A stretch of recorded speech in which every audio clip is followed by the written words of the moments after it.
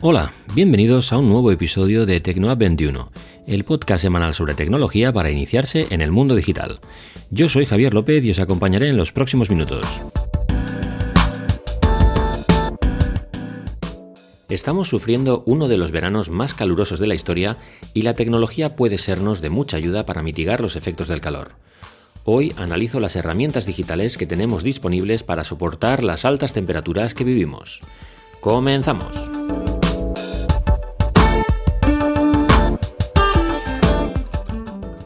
Desde que se empezaron a registrar las temperaturas en el año 1850, hemos visto cómo paulatinamente aumentaba el calor en la superficie terrestre.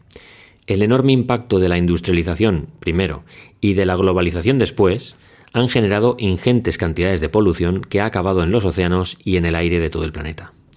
Tenemos ya una emergencia climática global de la que no podemos escapar y a la que nos tenemos que enfrentar desde ya. Hemos estado sobreexplotando los recursos naturales del planeta, hemos superpoblado la Tierra y cada vez somos más personas generando más contaminación. Todo esto es una realidad. Luego, además, se da el hecho de que vivimos en una sociedad de consumo que nos obliga prácticamente a entrar en una dinámica, en una rueda por la cual consumimos y generamos más y más productos. Todo esto ya se está traduciendo en un cambio climático que podemos notar y que podemos sentir en el día a día, y la época del año en la que más palpable se vuelve todo este asunto es además el verano. En ese momento, que es cuando el sol azota con especial fuerza, es cuando se alcanzan cifras récord de temperatura que por desgracia no dejamos de superar año tras año. La ecología es, por tanto, un tema prioritario en las agendas políticas de los principales gobiernos del mundo, y esto también se empieza a reflejar cada vez más, porque además va a condicionar un poco la economía y las políticas migratorias y las políticas sociales de todos los países del mundo civilizado. Y aunque parte del remedio yo creo que lo vamos a conseguir con la acción social de individuos y de empresas sobre todo, porque por mucho que a nivel individual dejemos de hacer ciertas cosas, tiene que ser algo más de concienciación social a nivel general, a nivel de sociedad, y también tiene que ser algo que las propias empresas sean las primeras que abanderen el cambio ecológico, ¿no? Pero hay otra parte que es, me parece que imprescindible, y que es la que va a venir por el lado de la innovación tecnológica. Las últimas semanas hemos tenido y todavía estamos teniendo unas temperaturas altísimas por toda España, y yo en esos momentos es cuando me he vuelto a plantear un poco el tema de la ecología, de la tecnología como una solución para traerlo un poco al podcast. Porque me parece que es algo muy grave como para no dedicarle tiempo al asunto y como para no pararnos a pensar un poco en hacia dónde vamos y qué es lo que hemos conseguido hasta ahora. Algunas cosas son buenas, pero muchas otras son muy negativas. Lo que pasa es que, claro, en cuanto se va la ola de calor de turno y las temperaturas vuelven un poco a más o menos a lo normal para el verano, pues tendemos a pensar que, que esta ola era un fenómeno aislado y que era algo anómalo que ocurre cada cierto tiempo en la naturaleza y que ni se puede evitar ni se puede controlar. Y el problema es que cada vez es más frecuente sufrir estas olas de calor, cada vez son más intensas, son más duraderas, duran más días y sobre todo cada vez es más alta la factura que nos pasan cuando arrasan con todo a su paso. Cultivos prácticamente calcinados, incendios forestales desbocados por todas partes, sequías más difíciles de soportar y también un mayor número de víctimas por golpes de calor extremo. Tendemos a asociar calor con buen tiempo y yo creo que es justo lo contrario, que cada vez más el buen tiempo va a ser la lluvia, las nubes y las bajas temperaturas, porque eso nos va a venir mucho mejor para el entorno, para convivir y para vivir, para trabajar, y la verdad es que la Tierra necesita lluvia y necesita temperaturas moderadas, no lo que hemos tenido estos días y lo que todavía estamos teniendo encima.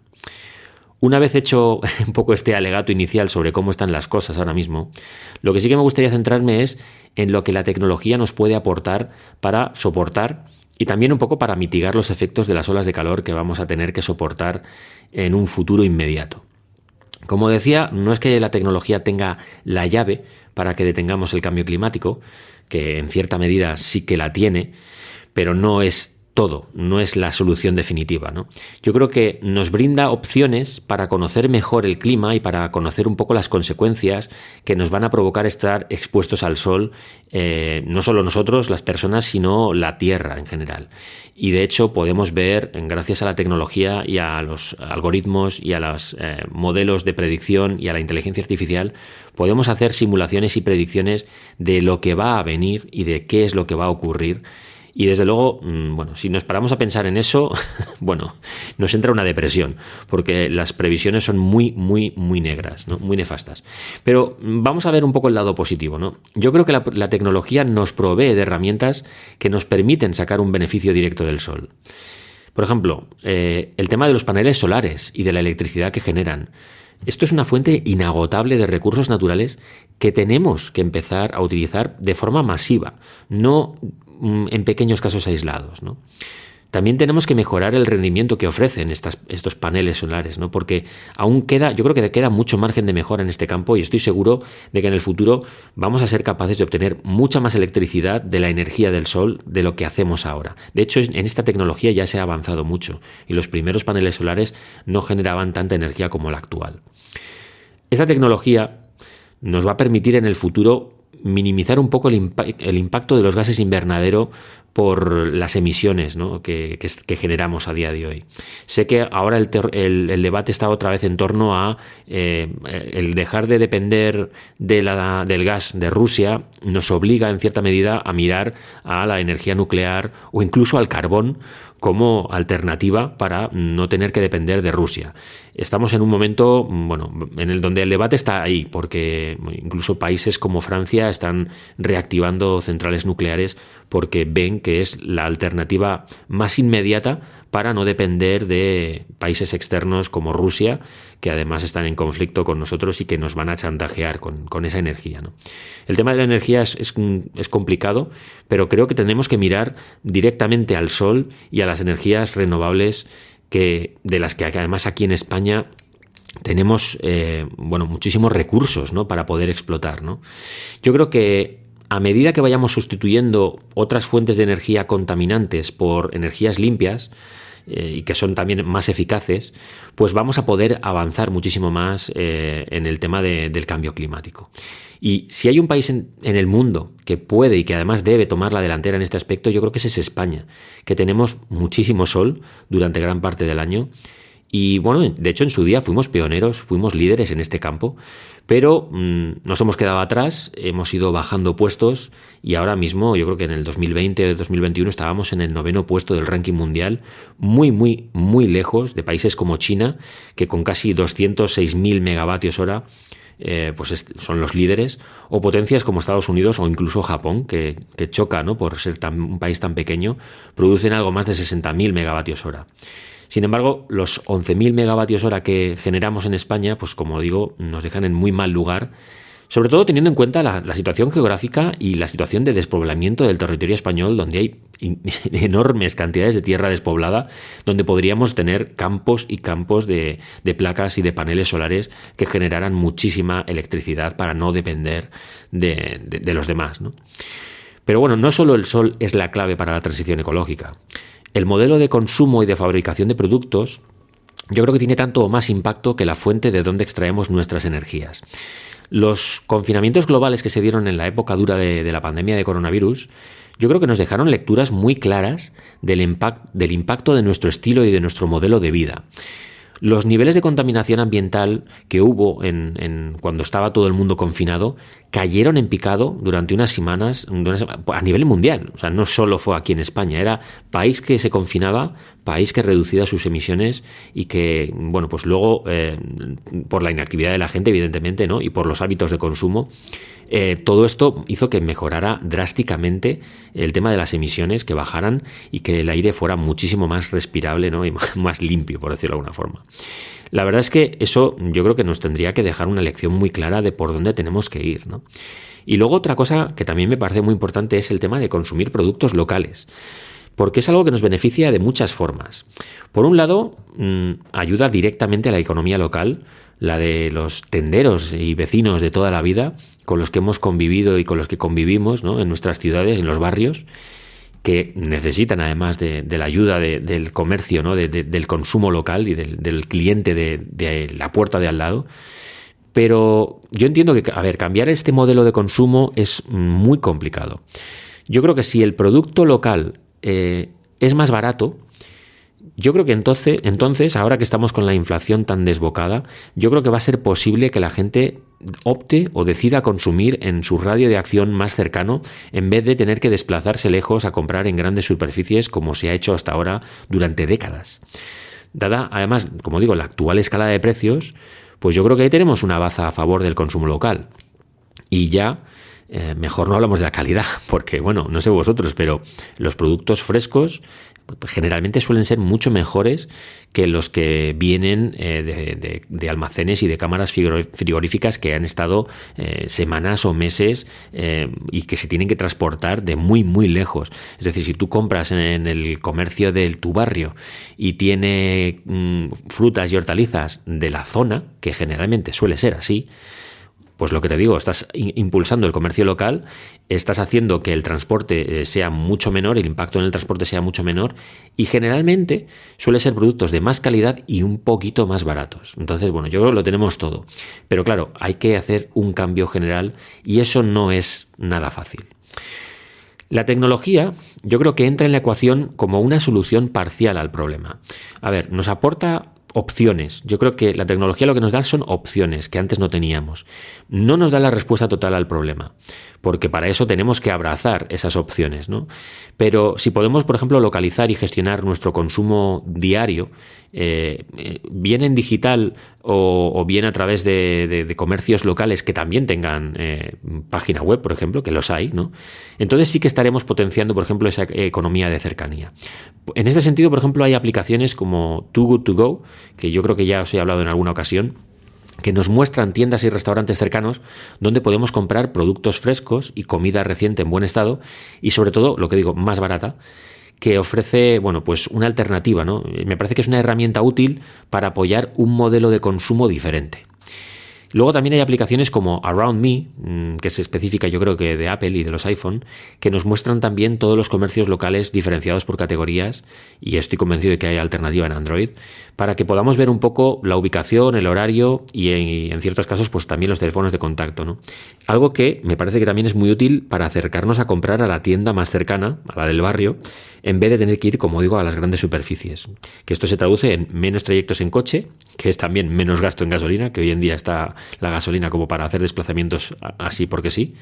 Por supuesto, menos emisiones y en cierta medida, pues bueno, todo esto es más ahorro para nosotros, ¿no? Y en otro orden de cosas, la tecnología yo creo que también nos permite gestionar nuestro autoconsumo eléctrico. Bueno, a ver, esto del autoconsumo no es para todo el mundo, pero sí que es cierto que, bueno, a día de hoy se pueden instalar paneles y placas solares y por supuesto, controlar el uso desde aplicaciones móviles, ¿no?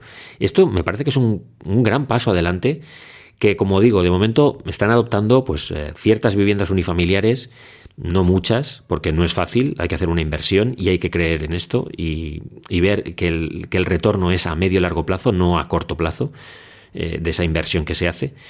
Y también hay ciertas, cada vez más urbanizaciones, ¿no?, que se lanzan a crear una pequeña instalación de paneles solares para el autoconsumo eléctrico y para mantener un poco las instalaciones comunitarias, ¿no?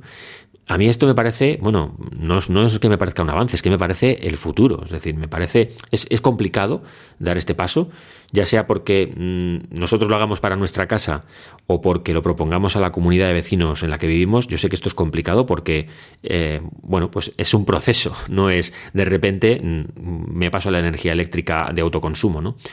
Pero se puede hacer.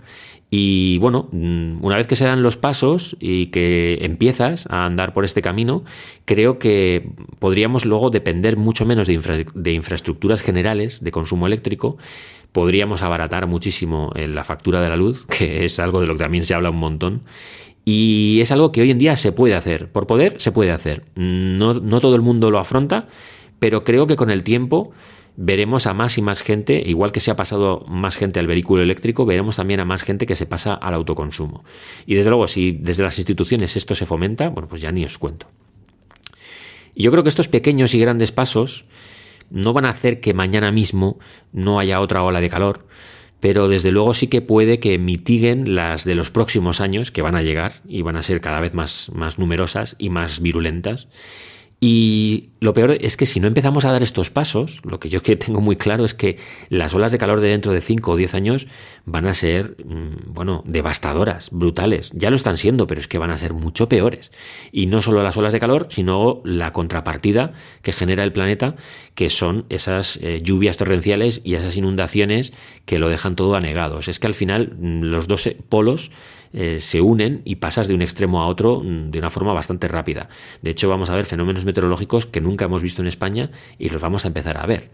Entonces, no hay que ser muy espabilado para darse cuenta de que si no tomamos medidas ya, esto se va a poner muy, muy complicado. A largo plazo, A medio plazo, pues sí, lo vamos a notar, y a corto plazo pues diremos, es que esto ha sido algo puntual. No, perdona, esto es parte de un cambio que tú ya estás viendo venir. Otra cosa es que quieras mirar para otro lado, pero el cambio se está dando.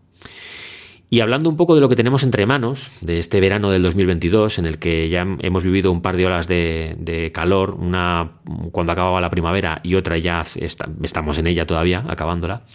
Yo creo que ahora mismo tenemos también herramientas digitales para ver un poco el estado del tiempo, para tomar medidas preventivas que hagan que no nos afecten tanto los efectos del calor.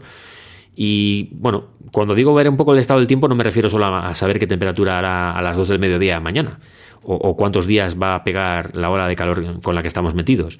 Hablo un poco más de controlar pues los niveles de hidratación que tenemos, de saber a qué hora es la bajamar y la pleamar, algo que parece una tontería pero que es importante para los que vivimos en zona costera.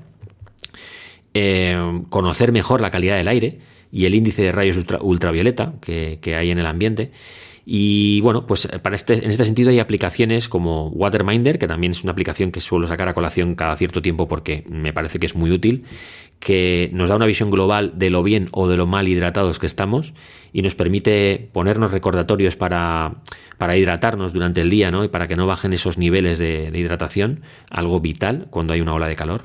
Que muchas veces el cuerpo te lo pide, ¿no? Bebes agua cuando tienes sed, pero es que hay otras veces que no lo ves venir y, aplicaciones como Waterminder te van diciendo un poco, mira, no vas como tienes que ir. Entonces, me parece que es interesante al menos destacarla. Y para lo segundo, para el tema de ver un poco cómo está el tiempo, yo os recomiendo que indaguéis en las funciones que ha añadido, por ejemplo, la app del tiempo de los iPhone o de Android, porque podemos ver no solo la temperatura, que eso es lo evidente, sino, como digo, el índice de rayos ultravioleta, la humedad ambiental, que también es clave para saber mejor la sensación térmica en la calle, la presión atmosférica, que también afecta en los desvanecimientos por calor. A mí la presión atmosférica me suele afectar. Y, por supuesto, la calidad del aire, que esto es algo que ya hace tiempo que tenemos bastante presente, pero saber el CO2 en el ambiente pues también es importante, ¿no? Hay muchos datos en este tipo de aplicaciones que muchas veces pasamos por alto y a lo mejor vamos a tener que empezar a prestarle más atención porque ahora yo creo que se vuelven cada vez más relevantes. Y esto solo es un poco la punta del iceberg, estas aplicaciones, pero hay un sinfín de apps relacionadas con el tiempo, con el medio ambiente y con la salud, que yo creo que es importante que empecemos a conocer un poco mejor para poder anticipar los efectos de las olas que nos van a ir viniendo, porque es que hay que estar preparado, yo os voy a dejar en las notas del episodio los links a unas cuantas de estas aplicaciones por si alguien quiere echarle un ojo a diferentes aplicaciones para el verano, porque muchas ya las conoceréis, pero alguna otra a lo mejor no. Y hay diferentes aplicaciones para el control de la domótica, para tener un ambiente en casa propicio, para que no nos den golpes de calor. Y luego hay aplicaciones del tema de salud que también son vitales, que hay que empezar a controlar. Y dicho todo esto, yo dejo por aquí el tema. Este es el penúltimo episodio de la temporada. Ya estamos acabando esta tercera temporada, siempre larga temporada, que empieza en septiembre y acaba a finales de julio. Y vamos a seguir la conversación por Twitter, donde podéis localizarme como @jlobmar. También tenemos un chat de Telegram para comunicarnos. y yo siempre os dejo los links en las notas del episodio.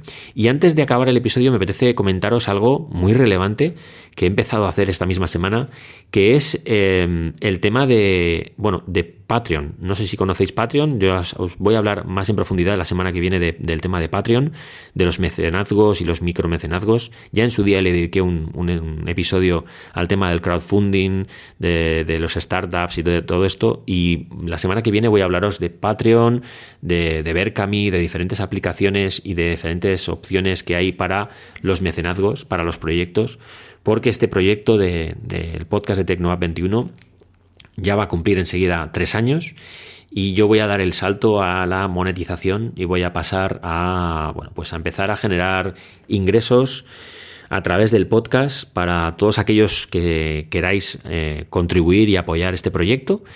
Voy a dar esa opción que hasta ahora no la he dado. Y me parece que es importante, dar este paso porque yo creo que el podcast ya está maduro, ya lleva una trayectoria consolidada, con unas audiencias estables y fieles, que estáis ahí más o menos todas las semanas escuchando. Y quiero dar esta posibilidad a la gente de que quiera, por ejemplo, escuchar los episodios sin publicidad, que quiera beneficiarse de episodios extra, de una serie de contenidos que voy a crear específicamente para la gente de Patreon, los que apoyan el proyecto. De todo esto os hablaré tranquilamente la semana que viene y de todo el tema que hay alrededor de la monetización del podcasting y muchas lecturas que saqué a raíz de hablar con Emilcar, con Alex Barredo y con Javier Lacorte hace bien poco en Twitter Spaces, que es uno de estos episodios que tenéis en el podcast también. Y sin más, muchísimas gracias como siempre por estar ahí, por apoyar este proyecto, por descargar el episodio, por los comentarios en las redes sociales. Ya sabéis que el viernes de la semana que viene habrá un nuevo episodio que estará disponible como siempre a las 9 de la mañana en las principales plataformas de streaming. Y sin más, me despido. Nos vemos la semana que viene. Un cordial saludo.